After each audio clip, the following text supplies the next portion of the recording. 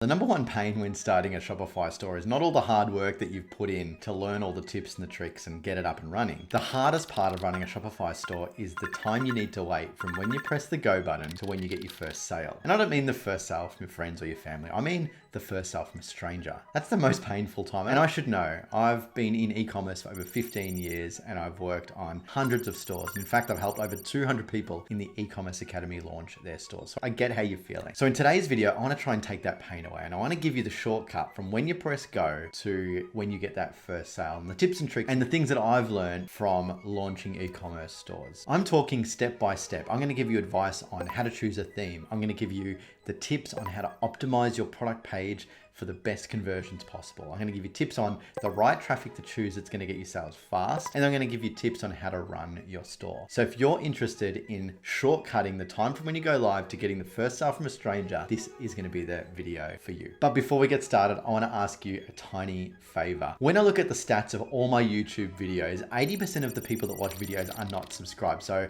I hope you're not one of them. And if you don't want to be one of those people, please hit subscribe. And that means you're going to get notified every time I put a new video up. Now, to shorten the time from when you go live to get your first sale, it's really important to choose the right theme. First impressions count. So what you need to do is make sure that you use a proven, tried and tested Shopify theme. And the best place to get those is from the Shopify theme store. Now, I don't mean go and get a free Dawn theme and install that. That's the cheap and lazy way. Do you think big retailers go out there and just put up a free theme? No, they don't. They invest in making sure that when someone gets and experiences their brand, they have the best perception of their brand possible because they know that first impressions count. So I don't want you to skimp on the theme and the design of your store. So what you got to do is head to the Shopify theme store, tick paid themes and sort the themes by the most popular themes. And then what we want to do is we want to look at the rating of those themes. Now, the reason I suggest doing it this way is those themes have been highly designed to convert sales. These themes have been developed by hundreds of developers. They've been used by thousands of stores and they continually get updated over time. So they just keep getting better and better and better. And it means that you reap the rewards of all that hard work. So the $200 or $300 that you're going to invest in your business to getting a new theme is exceptionally worth it. And this is not something you should skimp on. And most likely the reasons you're not getting sales is you're using these free themes that look tacky and they're not trustworthy. And first impressions counts. We want to give the absolute best first impression. We just want to make sure that we tick all the boxes so that when someone hits our store, they can trust us. There's so many scams going out there in the world and there's so many people online trying to take money from people. So we want to make sure that people don't put your store in the scam bucket. And in order to do that, there's a few little tweaks that you need to do. Firstly, we need to put an about us page. We need people to know who you are and there's a human and a company behind this website. If we just have a generic messaging on the about us page, people aren't going to know it. If you can put your photo up and you can write about you, why you've started this brand, people tend to trust you a lot more. At the end of the day, people buy from people and they buy from people that they trust and they like. So don't be shy to write a little bit about who you are and why you've started that store. Now, the next thing you also need to do is give them a way to contact you. So imagine this, you go online and you go to buy something and they take your money and you don't get anything and you can't contact anyone. People are aware of that now. So they want to make sure that they're buying from someone, they actually have a fallback plan. If something goes wrong, they can contact someone. So it's very, very important that you put,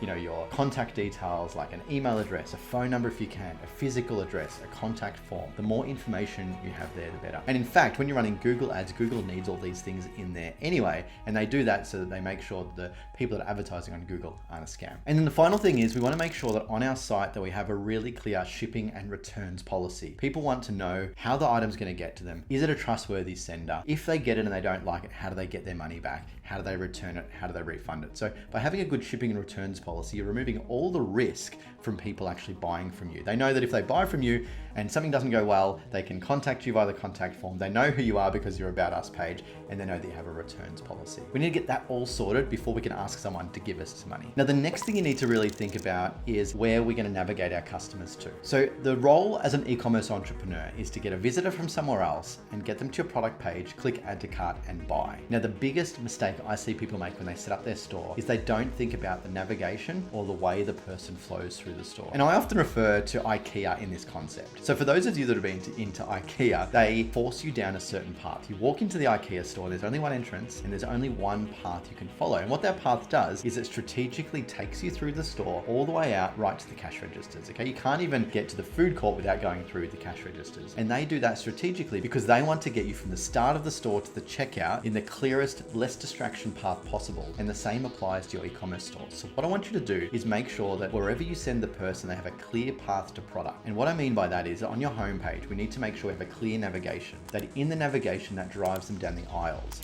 They click there, it takes them to a collection. That collection then takes them to a product. We don't want it to be collection, information page, then product page. We want to get them to a product page as quick as possible. So that's in the navigation. So don't have things like shop, just go straight into the collection page, or if you can, go straight to the product. I've even seen some e-commerce stores have all their products on the homepage. That's how bullish they are on trying to get someone straight to the product. The other thing that you can do on your homepage is make sure that the main banner navigation only has one banner and it doesn't have this carousel. They just don't work. We want to have it that one banner drives them directly to a product and has a clear call to action on it straight through to your product page. So the goal here is get them from where they land to your product page as quickly as possible. Now the secret to this could also be is the traffic that you're using to send to them, and we'll talk about traffic in a minute, is going straight to a purchasable product. So when we think about our meta ads or Google ads or emails, we don't drive them to the homepage. That is a no, don't do that. We want to drive them to a collection where all the products are. Okay, so it's like they're walking down the aisle, or we drive them to the product page. And that's going to give you the best chance of converting someone because you've taken them to the place where they can actually make that decision on whether they want to buy that product. And then that brings me to the product page optimization. And this is really, really important. The product page is the place where someone decides whether to buy the product from you or not. Now, this is the one that you need to spend as much time as possible on. Don't spend time on making your homepage pretty and beautiful because we're going to drive them straight off the homepage to the product. We need to spend time on your product page. Now, I want you to think about your product page as a sales page. This is the part we need to convince them to click the add to cart button. There's one thing this product page does, and it is make the person click add to cart. You don't want them to do anything else on this page. And in order to do that, what we need to do is we need to be able to remove all risks and all objections from the product page. And to do that, we have a couple of key areas we want to look at. The first one is, does the product solve the problem, the desire, or the need that that person has? Because after all, someone is buying something because they either have a problem they need solved, they have a want or a desire for that product, or they have a need for something that you offer. So what we want to do is we want to articulate how we solve that problem, want, or need as quickly as possible. And we use this thing we call the pitch. So when someone lands in the product, they want to be able to identify it. And let me give you an example. I have a member in our e-commerce academy that sells candles. And you think about a candle, it's a very generic thing. So how do we actually differentiate it and solve a problem? So the reason people buy candles is they have a problem. Their problem is their house doesn't smell the way they want it to smell. Think about when you go to a hotel or a restaurant or even a retail outlet, they have a unique smell about them. And what we want is our house to smell amazing. So what we've done on her product, depending on the scent, we've had make your house smell like a home. Get that resort smell in your house. Make it feel like you're always on holiday. Okay, so that helps with the desire. So that's the type of messaging that we have, because the problem they have is their house doesn't smell the way they want it to smell, and we're invoking an emotion and a want and a need and a desire. So what we do is we put that just at the top of the product page, right between the price and where they make the decision, so that people know exactly what this product is going to do for them. And the next thing is we want to make sure they have all the information that they have right in that one spot for them to click the add to cart button. And this is information like size guides. So if you're selling a t-shirt or a hat, people need to know whether or not that size is going to fit them. So we want to have the size guide right there. I see too many e-commerce brands making people go to other pages for the size guide. And we don't want to take people away from this product page. So we need to make sure that when someone clicks size guide, it just pops up on the screen, they can read the size guide and they can choose the size that they want. The same applies for ingredients, recipes, what's in the box. We want to keep all that on that one page. So we want to think, if someone's going to ask a question about your product, can we answer it neatly and easily on that page? And can they find the answer to those questions? That's really, really important. So we want to have size guides on there. We want want to have measurements. We want to have, how many uses could be in there. We want to have all those things. I'll give you one little example. We sell a coffee product and it's coffee in a bottle. It's like a coffee concentrate. Now, when we first launched the store, we were in this world of pain. What we launched, we weren't getting many sales and we're wondering why. And what we did was we started popping up a live chat and asking people why they weren't buying. And the questions we were getting back was, how many uses are in a bottle? How long does a bottle last? What is the price per use? And we didn't realize that people actually wanted to know those answers. So what we did is we put that information on the store,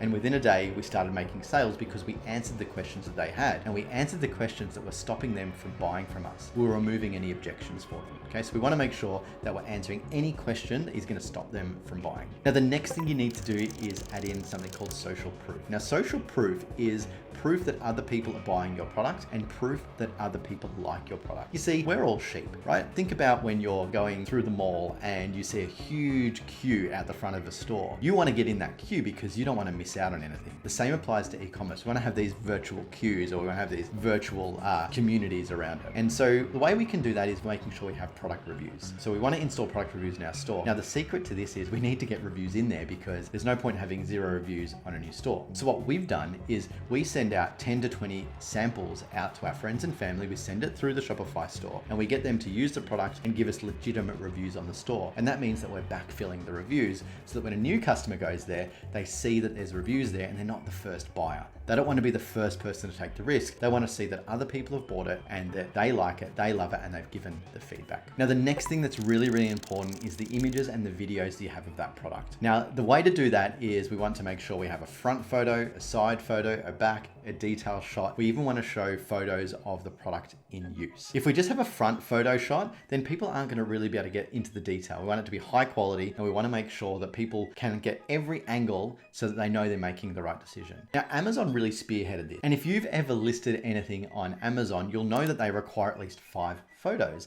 And that's because they know there should be at least 5 photos on any product to increase your conversion rates. So if your store only has 1 photo and it's really boring, I urge you to go and take more photos of it. Now, we use this Amazon Lightbox. I'll put a photo here of what it's like, and I'll even put a link down below. And this Lightbox, we bought off Amazon, and we can just put our products in there, take a photo with our phone camera and upload it into Shopify really quickly, and it looks exceptionally professional, and it only costs, like, say, $100 or something. So I urge you to buy your own Lightbox, especially if you want to be a serious e-commerce entrepreneur. It's not going to go to waste. So photos are amazing and they are a must have. Now, the next level to this is whether or not you can do videos. Now, I'm sure you have one of these. This is basically a video camera in your pocket, and the quality of these videos is phenomenal. 4K, 8K on some of these. So what I want you to do is get videos of your products in use or someone's using it. You could even just have it on your desk and filming on your desk the product being used. People like to see it in a real environment and a real scenario because it tells them lots of things. It says, what does it look like? What's the quality look like? What's the size? And they can actually see it and imagine it in their own world. So we want to give them enough information they can actually imagine it in their own world. And the last piece of the puzzle, if you can do this while we're talking video, is using user-generated content. Now, I don't know if you've ever heard of that. It's often called UGC, but this is where we get other people to take videos of your products and then you can show them on your store. So rather than just have these marketing style videos and photos that you're doing, we get other people to do it. Now, a little hint here, you can just get friends and family to do it with the same product. You could have a UGC day, get everyone over, buy them some drinks, buy them some lunch, put the product in their hands and just get them to film it, and then that becomes your UGC content. All right, so that's a little trick that makes it look like people have bought from your store. Now, by adding those videos and images and reviews and all the information you can, it helps reduce the risk of people buying. But the final thing is, and this is the one that was a huge game changer for me and all the members of my e-commerce community,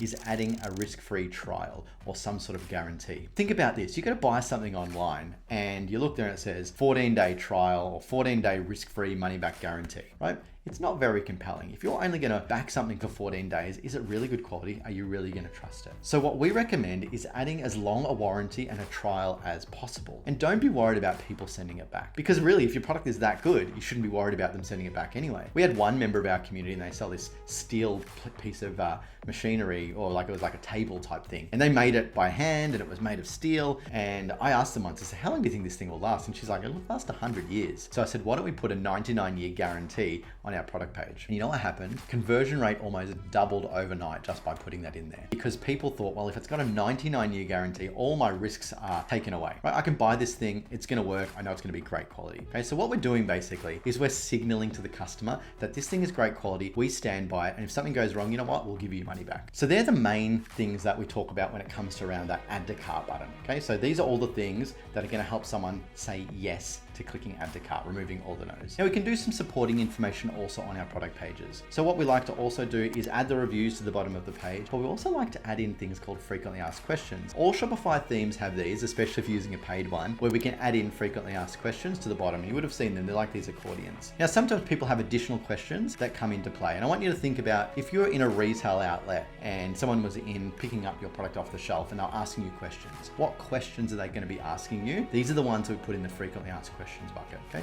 So we should have sort of 5 to 7 sort of questions in there that convince someone that this is the right product for them. So frequently asked questions are a huge conversion factor. All right, so we've got our theme sorted, we've got our trust signals sorted, we've got our page sorted. So now we can actually send traffic to it because there's no point building this store if no one knows about it. Now there's a couple of different traffic types that I want you to think about to getting your first Shopify sale. The first and the one I like the most is Google Shopping. Now the reason Google Shopping is great is we call that a demand capture channel. So demand capture channel means that if someone is looking for the type of product that you sell, the place they're gonna go, that if someone is looking for the type of product you sell because they wanna buy it, they're in demand. I really like Google because it is a demand capture channel. And what I mean by that is we're capturing the demand of someone looking for a product. And if they're looking for a product, they're closer to buying that product than they are not to buy that product, okay? So we want to find the people who are almost ready to buy. So if we can be found in Google for when someone is searching for your product, the propensity and the chance of them buying is much greater as opposed to doing, say, Meta ads or TikTok ads, okay?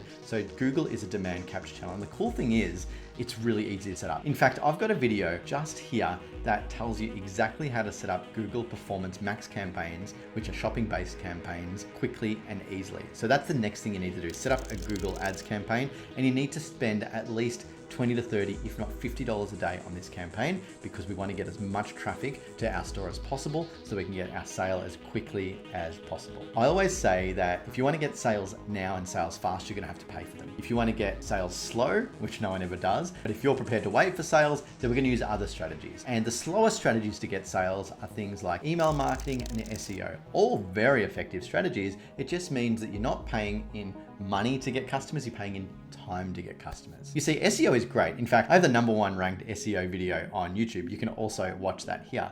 And that helps you set up SEO for Shopify. The problem with that is setting up SEO now is only going to help you get traffic in the future because SEO is a long-term strategy. You definitely need to do it, but if you want to get sales quickly, I highly recommend ads. Now, email marketing is also really, really effective, but it takes time to build your email list. So again, we're paying in time. We need to be doing all these things in sync, but we need to be paying for ads to get sales now. Now, the final thing you could try to get sales now is leverage other people's audiences. This is a little bit of a fast track one. It takes time to find them, but once you find them, then we get the sales. And what we're talking about here is leveraging influencers or partnerships. Now, influencers, we want to find people that don't necessarily have the biggest audience in the world, but they have the biggest cohort of your audience in the world. So let's just say you sell scented candles, beautiful candles that make your house smell like a home. What we'd want to do now is talk to people who have homes or have just started their new homes. Find influencers that create content for people that are decorating their home. You could look at interior designers, you could look at artists, you could look at furniture companies.